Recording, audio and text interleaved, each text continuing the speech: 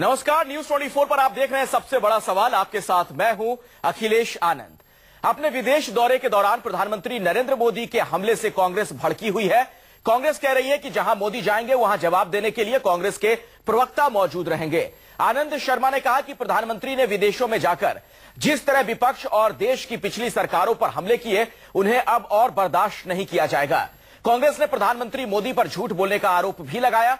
कांग्रेस के मुताबिक पीएम मोदी ने अपने भाषण में कहा कि 42 साल बाद भारत का कोई प्रधानमंत्री कनाडा आया है, जबकि मनमोहन सिंह 2010 में पीएम के तौर पर कनाडा की यात्रा कर चुके हैं।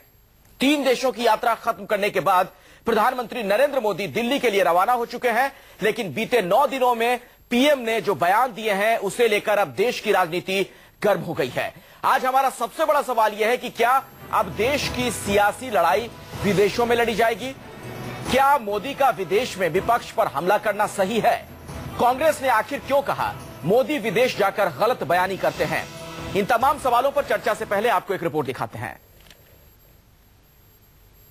चले गए जब हिंदुस्तान भीख मांगेगा, अपना हक मांगेगा। प्रधानमंत्री ने अभी हाल की अपनी विदेश दौरे में जर्मनी के अंदर ये कहा कि अब भारत भीख नहीं मांगेगा।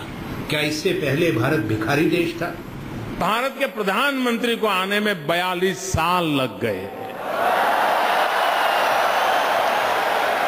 नरेंद्र मोदी जी को ये बात बताना जरूरी है। देश के बाहर जाकर कभी भारत के किसी प्रधानमंत्री ने इस तरह की बात प्रतिपक्ष के बारे में नहीं की। जिनको गंदगी करनी थी वो गंदगी करके चले गए, लेकिन हम सफाई करके जाएंगे। अपने से पहले की सब सरकारों, विशेषकर पिछली यूपीए की सरकार को, और ये कहा कि भारत में कई बरसों से केवल गंदगी थी और मैं उसको सफाई करने आया। भारत की पहचान थी स्कैम इंडिया। हम बनाना चाहते हैं स्किल इंडिया। इनको जो भारत विरासत में मिला, जिसको इन्होंने कहा स्कैम इंडिया था, भारत स्कैम नहीं है। भारत एक महान देश है। प्रधानमंत्री नरेंद्र मोदी को शायद ये अंदाजा भी नहीं होगा कि विदेशी धरती पर यूपीए सरकार की किरकिरी करना असल में उन्हीं पर हमले का एक बड़ा मौका बन जाएगा। कांग्रेस ने जर्मनी और कनाडा में दिए प्रधानमंत्री के भाषणों का हवाला देते हुए उन पर जबरदस्त हमला बोला है। साथ ही धमकी भी दी कि अगर प्रधानमंत्री विदेश में जाकर पिछली सरकारों पर ऐसी ही गलत बयानी करेंगे तो कांग्रेस इसका मुंह तोड़ जवाब देगी। ये बात सच है कि प्रधानमंत्री मोदी ने विदेश दौरों में यूपीए सरकार की नाकामी का कई बार जिक्र किया, लेकिन ये सवाल भी जायज है कि प्रधानमंत्री के तौर पर विदेशी दौरों में पिछली सरकार का माखौल उड़ाना क्या सही है? कांग्रेस तो ये भी सवाल उठा रही है कि प्रधानमंत्री अपने भाषणों में लगातार गलत बयानी करते हैं। कांग्रेस नेता शशि थरूर ने गुरुवार को ट्वीट करते हुए लिखा, अजब गजब, 42 साल बाद किसी भारतीय पीएम की पहली कनाडा यात्रा। पीएम तथ्यों का सम्मान करना कब सीखेंगे? इस ट्वीट के साथ थरूर ने 27 जून 2010 की तत्कालीन प्रधानमंत्री मनमोहन सिंह की कनाडा यात्रा का भी जिक्र किया, जब पूर्व पीएम मनमोहन सिंह जून 2010 में G20 समिट के दौरान कनाडा के दौरे पर थे और कनाडा के प्रधानमंत्री स्टीफन हार्पर और मनमोहन सिंह ने तब साझा बयान भी दिया था। प्रधानमंत्री मोदी 3 देशों की यात्रा कर भारत वापस आ रहे हैं और इधर कांग्रेस उपाध्यक्ष राहुल गांधी भी लंबी छुट्टी के बाद किसानों के मुद्दे को उठाकर मोदी की मुश्किलें बढ़ाने का दावा कर रहे हैं। लेकिन उससे पहले ही मोदी के विदेश दौरे पर कांग्रेस का हमला मोदी सरकार के लिए किसी मुश्किल से कम नहीं। इसलिए सवाल उठता है, क्या अब देश की सियासी लड़ाई विदेश में लड़ी जाएगी? क्या मोदी का विदेश में विपक्ष पर हमला करना सही है? Bureau report, news 24। जी हाँ, तो सवाल कई हैं और अब बातचीत की शुरुआत करते हैं। बात करने के लिए कई खास मेहमान हमारे साथ जुड़ रहे हैं। भारतीय जनता पार्टी के राष्ट्रीय प्रवक्ता डॉक्टर संबित पात्रा मेरे साथ मौजूद हैं। कांग्रेस के नेता है मधु गौड़ याशकी साहब, उनसे भी हमारी बातचीत होगी। सीनियर जर्नलिस्ट विनोद शर्मा जी कुछ ही देर में हमारे साथ मौजूद होंगे। अतुल अंजान साहब सीपीआई के वरिष्ठ नेता हमारे साथ मौजूद हैं। राकेश सिन्हा आरएसएस के विचारक भी हमारे साथ इस चर्चा में शिरकत कर रहे हैं। आप तमाम मेहमानों का बहुत बहुत स्वागत है। और संबित पात्रा जी, पहला सवाल आपसे ही है कि विदेश में विपक्ष पर इस तरीके से हमला करना कहां तक जायज है? विपक्ष पर हमला नहीं, देश में बदलते हुए माहौल को दर्शाना, ये बहुत जायज है। जिस प्रकार का मिसट्रस्ट पूरे हिंदुस्तान में ही नहीं बल्कि पूरे विश्व के निवेशकों के मन में बैठ गया था कि हिंदुस्तान अब ऐसी जगह नहीं है जहां जाके निवेश किया जाए, क्योंकि यहां रेड टेपिज्म इतना है और जो पैसा आप डालो वहां पे वो करप्शन के हवाले चढ़ जाता है, यहां कोई निवेश नहीं हो सकता। इस प्रकार के भ्रम को तोड़ना ये प्रधानमंत्री का कर्तव्य और दायित्व है, वो उनका धर्म है। संबित पात्रा जी, जो आज नरेंद्र मोदी संबित पात्रा जी, इस बात को अलग लहजे में, अलग भाषा में भी ये बातें कही जा सकती थी। इसमें पिछली सरकारों का जिक्र करना और इसके अलावा ये मैं कोट कर रहा हूं, जो बात कही गई, जो भाषा है, सुनिए जरा, जिनको गंदगी करनी थी वो करके चले गए। इन अल्फाजों का क्या मतलब है संबित पात्रा जी? मैं आपको यहां याद दिलाऊं पहले कि जो भाषण का जिक्र आप कर रहे हैं वो इंडियन डायस्पोरा को दिया जा रहा है, अर्थात अपने ही लोगों को, अपने भाई बंधुओं को ही दिया जा रहा है। इनमें से एक बहुत बड़ा तबका ऐसा है जिनको प्रोत्साहित किया जा रहा है कि वो हिंदुस्तान में आके निवेश करे, मगर इतने वर्षों से हमारे खुद के भाई जो कनाडा में रह रहे हैं, जो जर्मनी में रह रहे हैं, अमेरिका में रह रहे हैं, वो जानते हैं कि ना, हिंदुस्तान में निवेश करना मतलब अपने पैसे को डुबाना, क्योंकि इस कदर यहाँ गंदगी करप्शन की फैल चुकी है कि अब वो जड़ जमा के बैठ गई है। इसलिए एक कुठाराघात कर, चलिए मैं इसका जवाब लेता हूं मधु गौड़ जी से। थ्योरी को तोड़ना, ये प्राइम मिनिस्टर का जवाब। मधु गौड़ जी, आप लोगों को ऐसा क्यों लगा कि प्रधानमंत्री गलत बयानी कर रहे हैं? ये पहले तो देश की एक परंपरा है, 67 सालों में कहीं कभी भी कोई देश की प्रधानी, आज तक भारत देश की प्रधानी विदेश में, एक परंपरा पहले से आते रहा। अभी अपनी जो वापसी की विपक्ष के बारे में या वापसी जो भी अलग अलग धारा है, वो कभी विदेश में जाते हैं तो कभी करते नहीं। मैं 14 साल अमेरिका में रहा। हम देश वहाँ अमेरिका में रहते हुए लगते थे, काट के पीछे लगते थे कि प्राउड टू बी इंडियन। हम जब विदेश 10 साल सांसद के नाते जब विदेश जाते हैं तो विदेश में एक ही आवाज करते हैं, जो बीजेपी हो या कांग्रेस के सांसदों की तरह से। हम यूरोप भी गए थे, एक जून में फॉरेन ऑफिसर से लेके। ठीक है मधु गौड़ जी, मैं समझ गया आपकी बात। जी मैं आपकी बात समझ गया। अतुल अंजान जी को भी अब इस चर्चा में जोड़ना चाहूंगा मैं। अतुल अंजान जी, अगर प्रधानमंत्री विदेश के दौरे पर हैं तो वहां पर किसी मंच से अगर विपक्षी पार्टियों को निशाने पर लेते हैं तो क्या ये गलत है? क्या ये गलत बयानी है? अतुल अंजान जी। एक मधु गौड़ जी, हो गई सर आपकी बात हो गई, दोबारा आपके पास आऊंगा। मैं समझता हूँ बोल लीजिए, ये गौड़ साहब को जरा रोकिए, बहुत हो गया भाई। जी जी बोलिए अतुल जी। एक बात आपको बताऊं कि प्रधानमंत्री नरेंद्र मोदी न तो घर समझते हैं, न द्वार समझते हैं, न देश समझते हैं, न विदेश समझते हैं। इसी को कहते हैं हमारे देश में अधकल गगरी छलकत जाए, तो इसलिए है। लेकिन अब क्या किया जाए, वो ये समझते हैं हर वक्त वोट ही लेना है, वोट के चक्कर में वो घूम रहे हैं। नोट तो ला नहीं पा रहे हैं, वोट का चक्कर घूम रहे हैं। कहाँ गए? विदेशों में जा रहे थे। $50 बिलियन चाइना, $20 बिलियन जापान, कितना अमेरिका से। सूत न कपास, जुलाहों में लट्ठम लट्ठा, बुनकरों में लट्ठम लट्ठा, ऐसी स्थिति आ गई है। और मैं ये कहना चाहता हूँ, क्या अटल बिहारी वाजपेयी जी गए थे ये करने के लिए? अटल बिहारी वाजपेयी से बड़े नेता है भाजपा के। 6 वर्ष तक अटल बिहारी जी प्रधानमंत्री थे। एक भी शब्द ऐसा कहा जो भारत जब जाते थे तो भारत के सम्मान का प्रतीक होते थे। देश के सभी करोड़ों लोग बहुलवादी भारतीय राजनीतिक व्यवस्था, बहुदलीय पद्धति में चुने गए प्रधानमंत्री का एक रूप लेकर के जानते थे। हमको भी देश के अंदर लगता था कि देश के प्रधानमंत्री विदेश में बिल्कुल हमसे राजनीतिक मतभेद, राकेश सिन्हा जी, लेकिन यहाँ तो ऐसा लग रहा है कि ये जैसे लग रहा है चावड़ी बाजार में बैठ करके मेरा रुमाल खरीद लो, मेरा छाता खरीद लो, ऐसा कहने वाला कोई आदमी विदेश। मुझे लगता है संबित पात्रा जी को इस पर जवाब देना चाहिए, फिर मैं राकेश सिन्हा जी के पास आऊंगा। ये चावड़ी बाजार वाला दृश्य है क्या संबित पात्रा?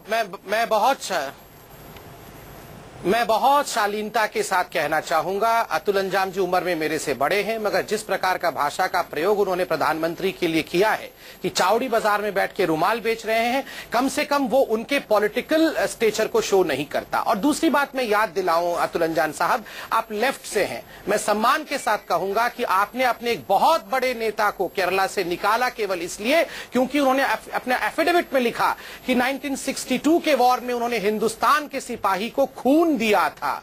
चाइना को आप अपना खून मानते हैं और जिस व्यक्ति ने हिंदुस्तान के सिपाही को खून दे दिया उस नेता को आपने निकाल दिया। इस प्रकार की मानसिकता रखने वाले लोग किस नेता को हमने निकाला था? समझ नाम बताइए, समझ नहीं पाएंगे। किस नेता को निकाला था? जरा नाम बताइए।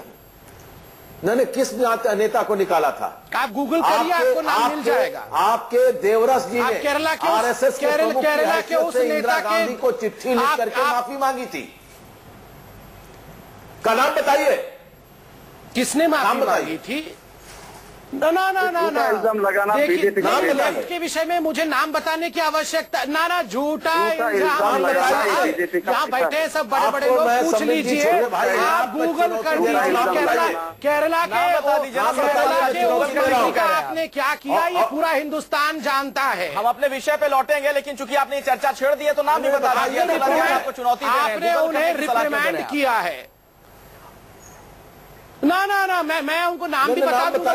सच्चा शुरू हो खत्म हो गई क्या? अभी नाम भी बताऊंगा और भी कच्चे चिट्ठे खोलूंगा। ऐसा लगता है समित पात्रा जी आप खुद ही ब्रेक में गूगल करेंगे, उसके बाद नाम ढूंढ करके बताएंगे नाम, ऐसा लग रहा है। कहीं ऐसा तो नहीं समित पात्रा जी आप गूगल से लाइए? ना मैं गूगल से लाइए, हम उन लोगों में नहीं है। केरला के उस मंत्री का चंडी कहे और माफीनामा लिखकर जेलों से भाग के चले आए। प्रधानमंत्री आरएसएस भाषा बोली है, प्रताप नारायण तिवारी से लेकर एक मिनट इनसे एक सवाल पूछता हूँ। एक सेकंड, मैं इनसे एक मैं आपसे सवाल पूछ रहा हूँ। देवराज जी ने माफी मांगी थी ना इंदिरा गांधी से? नहीं किया था। देवराज ने इमरजेंसी में माफी मांगी थी देवराज जी ने कि नहीं? खून नहीं देंगे क्या आपने ये देवराज जी ने माफी मांगी थी कि देवराज जी ने माफी मांगी थी। विषय पे लौटेंगे। पात्रा जी, अब्दुल जान जी, मेरी गुजारिश है आज जिस विषय पे हम चर्चा कर रहे हैं उसी पर हम वापस लौटे, इस पर कभी और बात कर लेंगे। राकेश सिन्हा जी से मेरा सवाल है, कहती है एक मिनट अब्दुल अंजान साहब, अभिन्न अंग है। एक मिनट कॉमरेड, चीन से हमारा सुन लीजिए, एक मिनट पार्टीगत रिश्ता आपकी पार्टी लीजिए अब्दुल अंजान जी, उस पर कभी बाद में बात करेंगे। आज जो विषय है उस पर हम चर्चा कर रहे हैं और मेरा सवाल अब राकेश सिन्हा जी से है। राकेश सिन्हा जी, क्या प्रधानमंत्री मोदी संसदीय गरिमा को भूल रहे हैं? एक मिनट, कम्युनिस्ट पार्टी से रिश्ता है। अतुल अंजान जी एक minute, year two year sir एक मिनट अतुल जी जाता है चीन का डेलीगेशन भाजपा के। सुन लीजिए अतुल अंजान जी, मेरी गुजारिश है आपसे, आज हम जिस विषय पे बात कर रहे हैं उसी पर बात करें। अतुल जी फंस गए हैं। समित पात्रा जी आप दोनों बड़े नेता हैं, एक मिनट जो हम बात कर रहे हैं सर उस पर वापस लौटने की कोशिश करता हूं। एक मिनट अतुल जी। राकेश सिन्हा जी, क्या हमारे देश में जो संसदीय गरिमा है उसको प्रधानमंत्री मोदी भूल रहे हैं जब विदेश में जाकर इस तरह की बातें करते हैं, विपक्ष पर निशाना साधते हुए कहते हैं कि जिन्हें गंदगी करनी थी वो गंदगी करके चले गए? ये वही देश है जहां नेहरू जी ने वाजपेयी जी की तारीफ की थी और वाजपेयी जी को यूएन के जनरल असेंबली में भेजा जाता था बोलने के लिए। क्या इन चीजों को भूल गए हम लोग? हाँ, मैं इस पर आता हूं। उसके पहले मैं आपसे अनुरोध करूंगा कि अतुल जी से अनुरोध करें कि कम से कम इंटरप्ट ना करें मुझे। एक बात मैं अतुल जी को सिर्फ याद दिला देना चाहता हूं, खून दिया या नहीं दिया, अगर हमला करोगे तो इंटरप्ट करेंगे। 1959 से बौद्धिकी की बात करोगे सुनेंगे।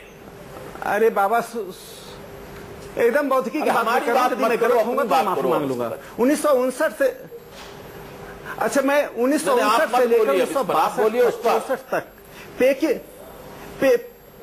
पेकिंग रेडियो ने नेहरू जी के खिलाफ जो कैंपेन किया उसमें कम्युनिस्ट पार्टी शरीक थी कि नहीं थी? पंडित जवाहरलाल नेहरू पे बात करेंगे। राकेश सिन्हा जी, मैं माफी चाहूंगा सर, आप लोग आपस में ये बात कर लीजिएगा, लेकिन आज का जो हमारा विषय है जो हम चर्चा कर रहे हैं सबसे बड़ा सवाल है। राकेश सिन्हा जी, जो सवाल मैंने आपसे पूछा उसका जवाब दीजिए। नेहरू को क्या चर्चा कर रहे हैं?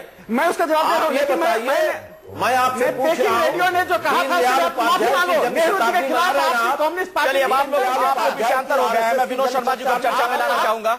राकेश सिन्हा जी, अतुल अंजान जी, आपके पास बाद में मैं लौटूंगा। हमारा जो आज का विषय है उस पर बात करेंगे। और विनोद शर्मा जी, अगर विदेश में इस तरह की भाषा प्रधानमंत्री मोदी बोलते हैं, क्या वो सही है? क्या इसे कूटनीतिक भूल के तौर पर ना देखा जाए?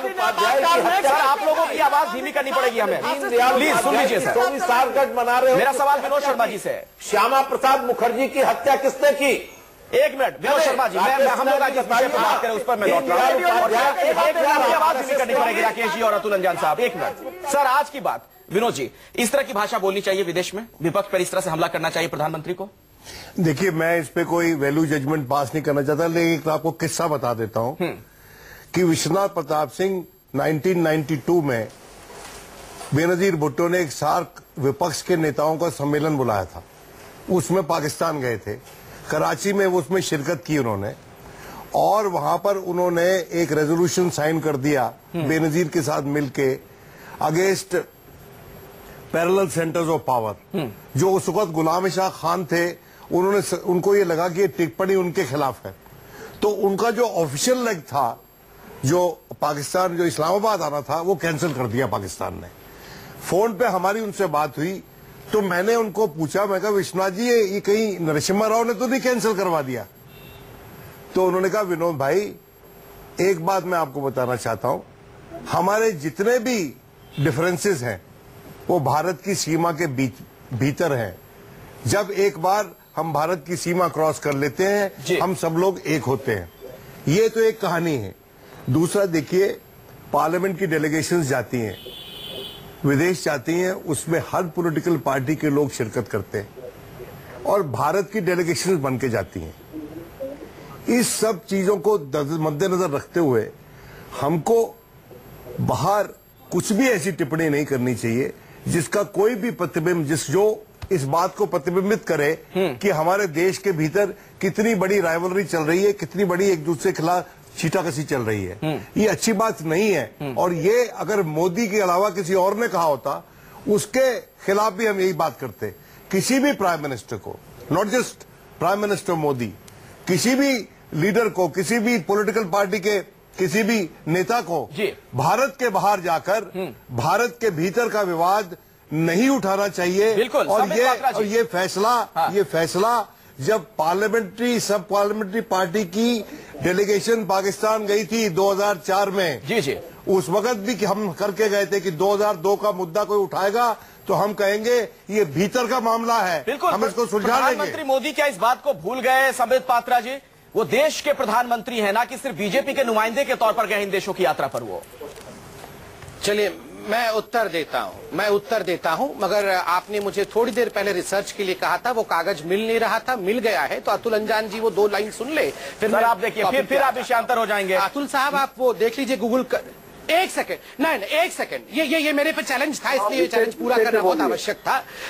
मंगलवार जुलाई 14, 2009 2009 इंडियन एक्सप्रेस का आर्टिकल संजू फिलिप द्वारा लिखा हुआ, during China war comrades crack down as VS Achuthanandan for saying let's give blood to jawan of India. ये आप गूगल करके और खुद आप भी अखिलेश जी इस आर्टिकल को निकलवा लीजिए। अब नहीं डाइवर्ट नहीं, मैं वीएस अच्युतानंदम। ठीक है, आपकी बात हो गई Sambit Patra. I don't agree with this one, ये गलत है, कॉम्पैक्टेड है, झूठा है, अधिकारों पर संबित पात्रा आप जो कह रहे हैं अतुल अंजान उसका खंडन कर रहे हैं, उनका कहना है कि ये गलत है। लेकिन आज का जो हमारा सवाल है उस पर वापस लौटते हैं। संबित पात्रा जी सर देखिए, ऐसे बात नहीं हो पाएगी। हमारा आज का जो सवाल है, मैंने बड़ा सीधा सा सवाल आपसे पूछा, क्या प्रधानमंत्री मोदी जब विदेश के दौरों पर गए वो भूल गए कि देश के प्रधानमंत्री है, ना कि पार्टी विशेष के नुमाइंदे? कम तौलो, कम झूठ बोलो, इसकी सबसे बड़ी प्रतीक है। संबित पात्रा जी मेरे सवाल का जवाब दीजिए। बोलो मत, ये बताओ कि मैंने तो आपको डेट, तारीख, लेखक का नाम सब बता दिया। दीनदयाल उपाध्याय की हत्या क्यों करवाई? मेरा एक सवाल है, दीनदयाल उपाध्याय की हत्या क्यों करवाई? क्या सर आज हम उससे चर्चा नहीं कर रहे हैं अतुल अंजान जी, संबित पात्रा जी, हम इस विषय में नहीं जा रहे हैं आज। नहीं इनसे कहिए, मेरा जो सवाल है सर उसका जवाब दीजिए। उपाध्याय की हत्या क्यों कराई? सर किसकी हत्या करवाई है, उस सवाल पर चर्चा ही नहीं कर रहे हैं। चर्चा हम आज इस विषय पर कर रहे हैं कि प्रधानमंत्री मोदी विदेश दौरे पर विपक्ष को जिस तरह से निशाने पर जिस तरह से उन्होंने लिया, क्या वो सही है? एक मिनट संबित पात्रा जी, मैंने जो सवाल पूछा उसका जवाब दीजिए सर। चलिए हाँ, देखिए सबसे महत्वपूर्ण विषय मैं आपको याद दिलाऊं, 15 अगस्त अभी हाल फिलहाल में जब रेड फोर्ट में प्रधानमंत्री जी ने भाषण दिया तो उन्होंने क्या कहा था?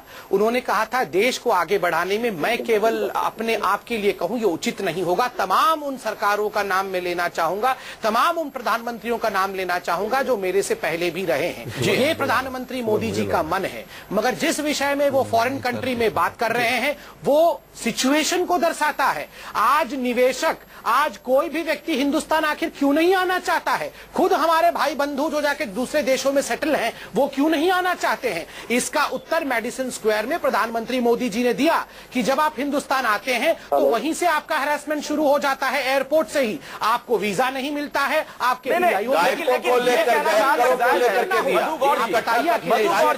कि भारत अब हम भीख नहीं मांग रहे हैं क्या? जो आप लोगों ने सवाल खड़ा किया कि क्या अब तक भारत भीख मांग रहा था, हम तो यही सुनते थे कि सोने की चिड़िया। इसका उत्तर दे देता हूं मैं, सोने की चिड़िया। इसका उत्तर दे देता हूं, यूनाइटेड नेशन सिक्योरिटी काउंसिल के विषय में प्रधानमंत्री ने दम ठोकते हुए कहा कि कोई भी देश ये ना सोचे कि भिक्षा में हमें सिक्योरिटी काउंसिल की सीट चाहिए।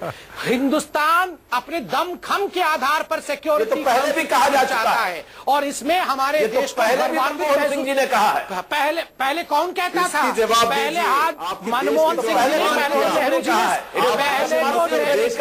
जो गलत बात कर रहे हो ये तुम्हारा साजिश है। शांत हो जाइए। विषय को बताने का आप पहले अतुल अरजान जी, पहले आप थोड़ा ये आपकी साजिश है विषय को बताने का। बाद में आप डिस्कशन करिएगा। पहले आप थोड़ा हिंदुस्तान के जवानों को खून दिखाइएगा, उसके बाद आप हमारे बारे में चिंता करिएगा। विदेश और मधु विपक्ष के बारे में खून की जरूरत। आप ये बताइए कि सिक्योरिटी काउंसिल हिंदुस्तान को मिल रही थी, उसे भी नेहरू जी ने सिक्योरिटी काउंसिल की बात नहीं हो रही है। ये क्या बोल रहे हैं? आपके प्रधानमंत्री कैटवॉक करता है। एक मिनट, जो आप लोगों ने ये कहा कनाडा में प्रधानमंत्री मोदी ने कहा, एक मिनट, कनाडा में प्रधानमंत्री मोदी ने कहा कि पिछले 42 सालों में कोई भी भारतीय प्रधानमंत्री वहां पर नहीं आया है। कांग्रेस कह रही है साल 2010 में, जून 2010 में प्रधानमंत्री वहां गए थे, तत्कालीन प्रधानमंत्री। झूठ बोलता है। 2010 में क्या हुआ? देश के प्रधानमंत्री विदेश में जाके कहता है 42 साल में कोई प्रधानमंत्री नहीं आया। ये सारा झूठ है। और दूसरी बात, आपके जो प्रधानमंत्री के मित्र है अमेरिका का, सच है, झूठ नहीं है। आए थे बराक ओबामा। कैसे सच है बताइए संबित पात्रा जी। रिपब्लिकन पार्टी के बारे में कहा, कैसे सच है जरा बताइए। शांत होंगे तब तो बताऊंगा। जी बोलिए। देश के अधिनेता तो वहाँ विदेश में विपक्ष के बारे में बात नहीं करते। बारी बारी से मधु जी सुनिए, आपने एक सवाल खड़ा किया ना, मधु गौर जी, आपने एक सवाल खड़ा किया कि ऐसा नहीं है कि 42 साल में कोई प्रधानमंत्री वहां पर गया है, मनमोहन सिंह भी गए थे साल 2010 में, ऐसा आपने बोला मधु गौर जी। उसी का जवाब दे रहे संबित पात्रा, सुनिए तो सही। संबित पात्रा को याद दिलाइए, आज के दिन, आज की तारीख में $70 बिलियन रेमिटेंस। बात नहीं हो पाएगी सर। अब आप सवाल खड़ा किया, उसका जवाब तो देने दीजिए। संबित पात्रा के लिए तो आप और आसान कर रहे हैं, आप दूसरे सवाल पे चले जा रहे हैं। उनको घेरिए तो सही, उस सवाल का जवाब देंगे वो।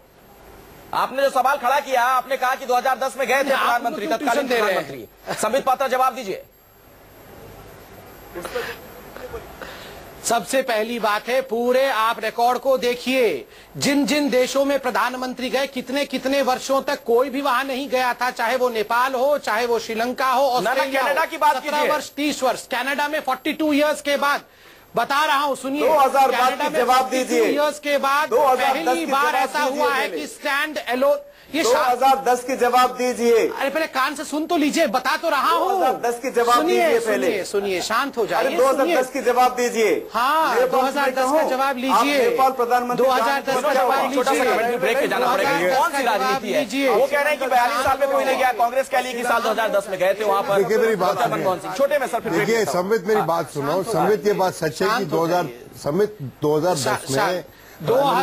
में 2010 का फैक्ट सुन लीजिए। प्लीज यार, I will tell you the fact ना, you don't tell me the fact. नहीं है उत्तर, आप लोग सब No, I know my facts. I know my facts. What are your facts about 2010, sir?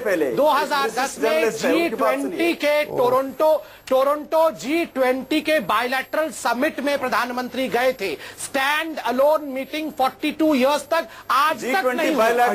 42 years में स्टैंड अलोन बायलैटरल नहीं होता है। ब्रेक लेना मेरी मजबूरी है, एक ब्रेक लेना पड़ेगा।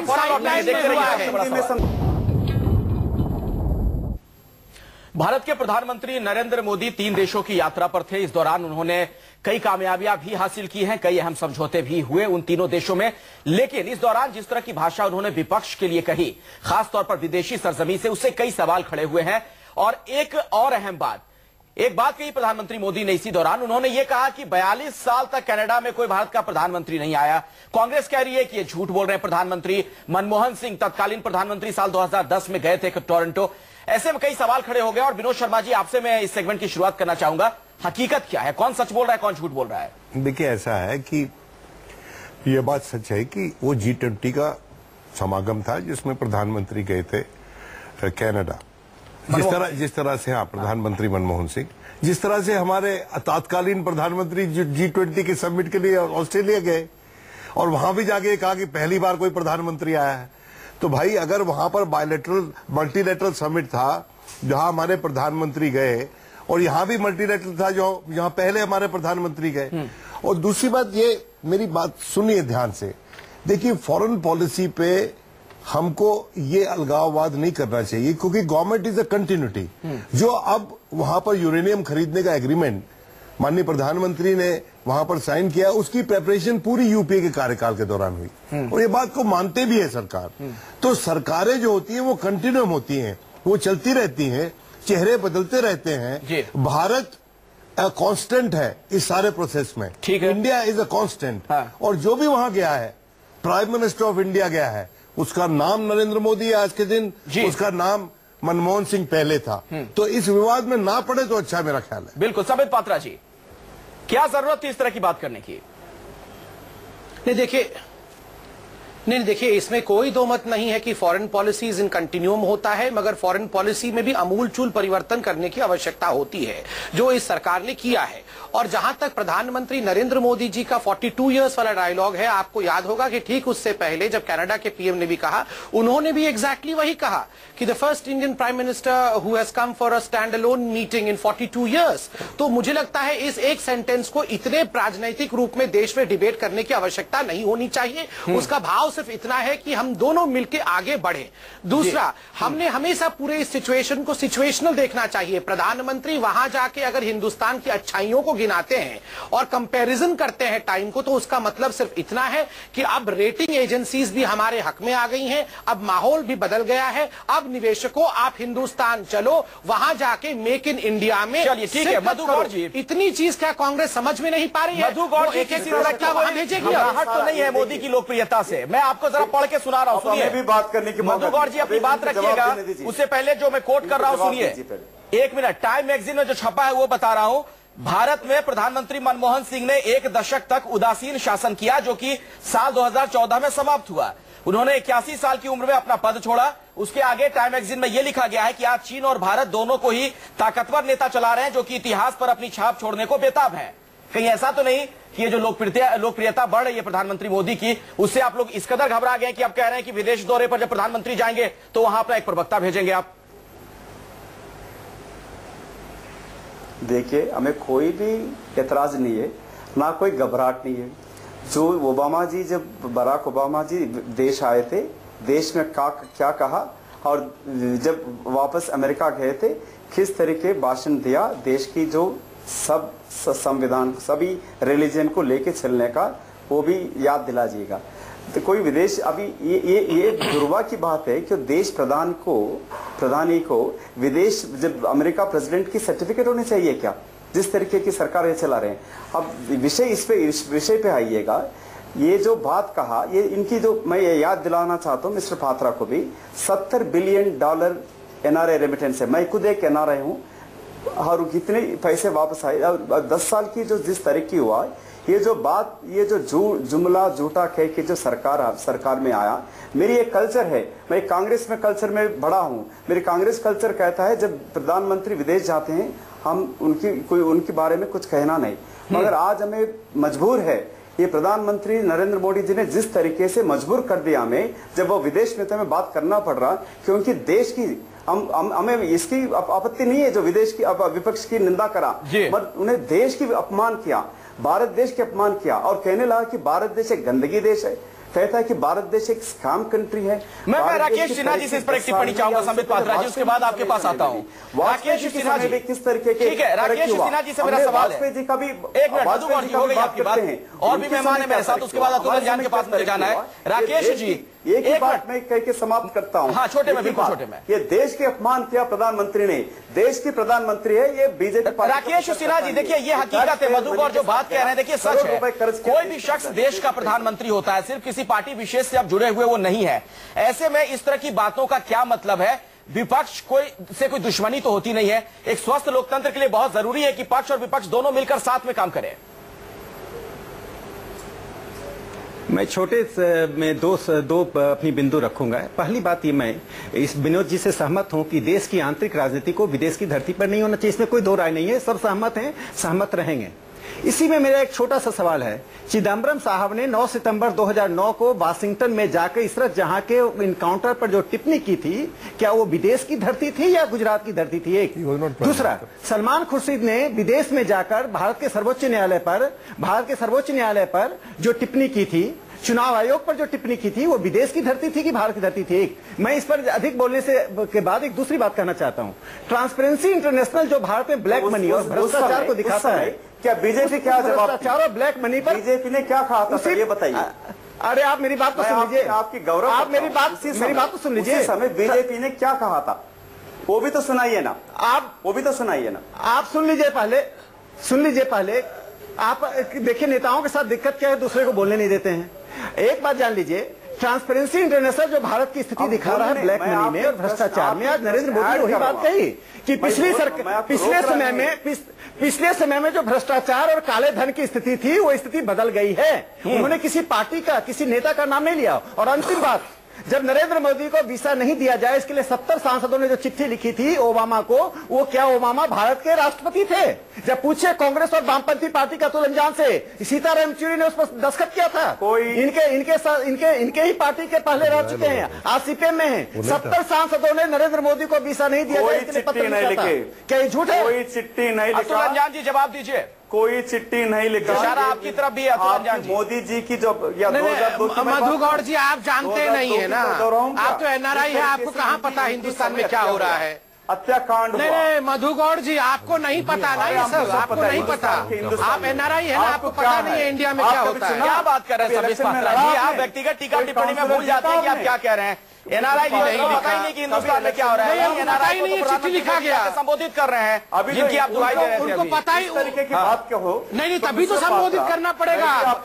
मधु गौड़ साहब को भी संबोधित करना पड़ेगा। उनको चिट्ठी के बारे में पता ही नहीं है। बताइए, देश के बारे में मत सिखाइए, देशभक्ति बारे में मत सिखाइए। तो ये तो और दुखद विषय है कि 10 साल सांसद रहने के बारे में भी आपको हिंदुस्तान के बारे में मालूम नहीं है। जिंदगी में कभी मालूम नहीं है हिंदुस्तान में क्या हो रहा है। आप एक इलेक्शन लड़के दिखाइए। क्या वो मिस्टर पात्रा, एक इलेक्शन लड़के दिखाइए, तुमने क्या पढ़ा किया? क्या अहंकार है? हम तो रंग है, आप राजा है बाबा, आप राजा है, हम रंग है। आप बहुत बड़े आदमी हैं, सांसद रहा आप कर दीजिए साहब, आप बहुत बड़े आदमी हैं, छोटे आदमी हैं। देखिए आप दोनों बड़े आदमी हैं, आप दोनों बड़े नेता हैं अपनी पार्टियों के। आपस में मत उलझिए। अतुल अंजान जी फिर से मेरा जो बुनियादी सवाल है, सांसद अतुल अंजान जी, क्या प्रधानमंत्री मोदी विपक्ष की आलोचना किए बगैर विदेश में अपनी बात नहीं रख सकते थे? तुम्हें क्या ये जरूरी था कि वहां पर वो दिखाए इस तरीके से कि नहीं, जो विपक्षी पार्टियां हैं वो उनसे बहुत बेहतर है? ये किस प्रकार का व्यवहार है? मैं अतुल अंजान जी से सवाल पूछा। अखिलेश जी, आपके पैनलिस्ट किस प्रकार का व्यवहार करते हैं? ये दूसरों को तुम कह के जवाब देते हैं। देखिए आप दोनों वरिष्ठ हैं और तुम में जवाब दे रहे हैं। नहीं, हमने कभी किसी को तू और तुम कहा? एक मिनट, हमने किसी को तुम और तुम कहा? मधु गौड़ बात करने नहीं आ रहा। मधु गौड़ साहब, अब आप लोग एक दूसरी तरफ चले। प्रवक्ता ये आप एक अतुल अंजान जी कुछ कहना चाह रहे हैं? एक मिनट, अतुल अंजान जी बोलिए। यहाँ तू माफी मांगे संबित पात्रा के प्रति भाषा का उपयोग क्या बात कर रहे हैं? आप एक वंशवादी पार्टी के कुमार की भाषा बोल रहे हैं। Mister Gowda ji, mister Gowda, what is this? You don't have the basic. You cannot question my integrity. Did we ever call you? You cannot question my integrity. You cannot question my देशभक्ति। No, we are not questioning your integrity. We are questioning your courtesy. Member of Parliament. We are questioning your elected by the people. Sir Atul अंजान जी कुछ कह रहे हैं, आप दोनों को सुन लीजिए। संबित पात्रा जी और मधु गौड़ जी, मैं तो कह रहा हूँ आप दोनों बड़े नेता हैं, वरिष्ठ नेता हैं, सम्मानित नेता हैं, देश के सम्मानित नागरिक हैं। सुन लीजिए, अतुल अंजान कुछ कह रहे हैं, सुनिए। नहीं अखिलेश जी, मधु गौड़ को बोलिए माफी मांगे, वो सर आपके पास चैनल पर माफी मांगे इसके लिए जी। वो कुछ हम सब लोग पार्टी के प्रतिनिधि हैं, हम सब लोग किसी न किसी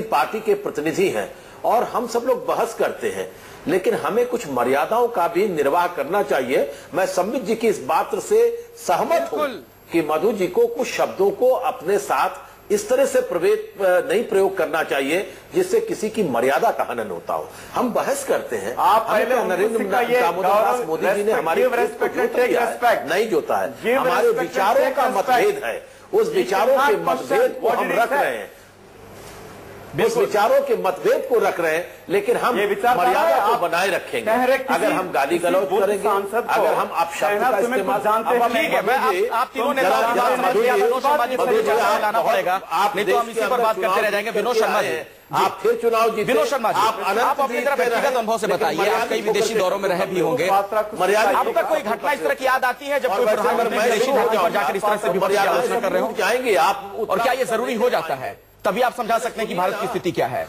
देखो, मैंने आपको बताया, मेरा व्यक्तिगत अनुभव बताया भाई। विश्वनाथ प्रताप सिंह ने मुझे क्या बोला टेलीफोन पे, वो इस्लामाबाद जब विश्वनाथ आने वाले थे तो मैंने उनको अपने घर पे चाय में निमंत्रण दिया हुआ था कि आप यहाँ आइएगा, यहाँ हम कुछ अपने पत्रकार मित्रों को बुलाएंगे, आपसे उनकी बातचीत करवाएंगे। उनका वो जो ऑफिशियल लगता है वो कैंसिल हो गया। तो मैंने फोन पे पूछा, मैं कहीं नरसिम्हा राव ने तो नहीं कैंसिल करवा दिया? तो उन्होंने मुझे कहा, विनोद ऐसा कभी सोचना भी मत, हम लोग भारत के भीतर लड़ाई लड़ते हैं एक दूसरे के साथ, लेकिन भारत के बाहर हम लोग एक हैं।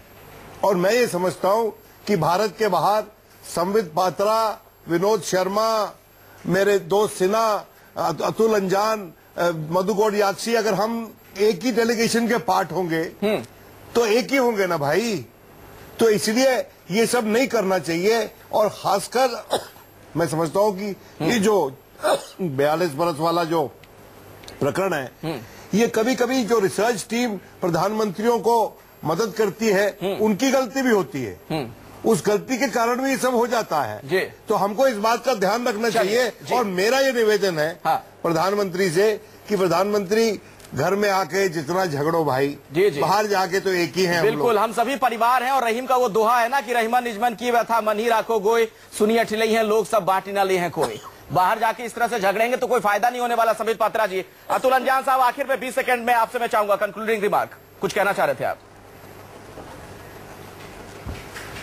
मैं ये कह रहा हूं कि देखिए, हम सब में मतभेद हैं और मैं चाहता हूं कि आज के इस इंडिया न्यूज 24 की बहस से संबित जी हमारे छोटे भाई हैं, राकेश जी हमारे मित्र हैं, कभी समय मिले तो श्री दामोदर दास मोदी जी से कहिए कि देश काल परिस्थितियों का ध्यान रख करके वक्तव्य दीजिए। 24 घंटे निरंतर बोलते रहना इससे कोई गरिमा नहीं बढ़ती है। और हम चाहते हैं कि विदेश में जब जाएं, लेकिन ऐसा प्रधानमंत्री भी तो इस देश में हुआ जिनसे ये उम्मीद की जाती थी कुछ तो बोले।